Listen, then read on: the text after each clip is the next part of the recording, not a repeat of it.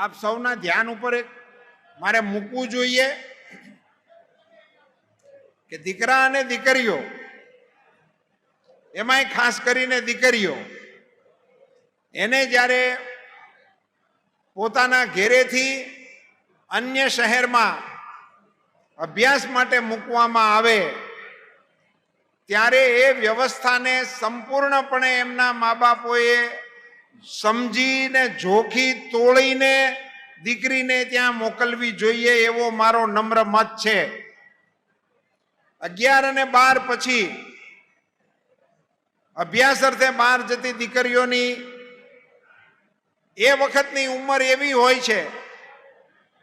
જેને કારણે સમાજ જીવનના પ્રવાહોની એની ઉપર જલ્દી અસર થતી હોય છે।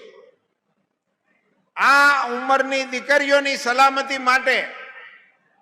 આ પ્રકારના છાત્રાલયોનું હોવું અત્યંત આવશ્યક છે અને બેહદ જરૂરી છે। અને એટલે હું સમાજના શ્રેષ્ઠીઓને પુનઃ બે હાથ જોડીને વિનંતી કરું છું કે દીકરાઓમાં હજી પણ ઘટ હશે તો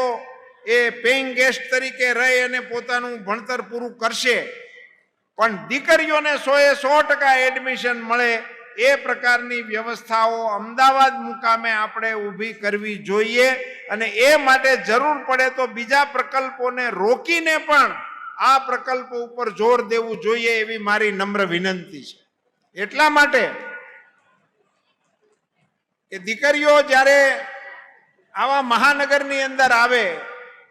ઘરની ઊંઘ છોડીને આવે, એની સામે વિકાસની, કારકિર્દીની આ બધી બાબતો એની સામે ઊભી હોય અને ત્યારે એની આસપાસ આ મહાનગરની આબોહવામાં એને ઉછરવાનું રહેવાનું હોય છે ને ત્યારે એને ઘર કરતાં પણ સારી સલામતી મળે, ઘર કરતાં પણ સારી સુરક્ષા મળે અને ઘર કરતાં પણ સારી વ્યવસ્થા મળે એ પ્રકારની આ છાત્રાલયોનું સર્જન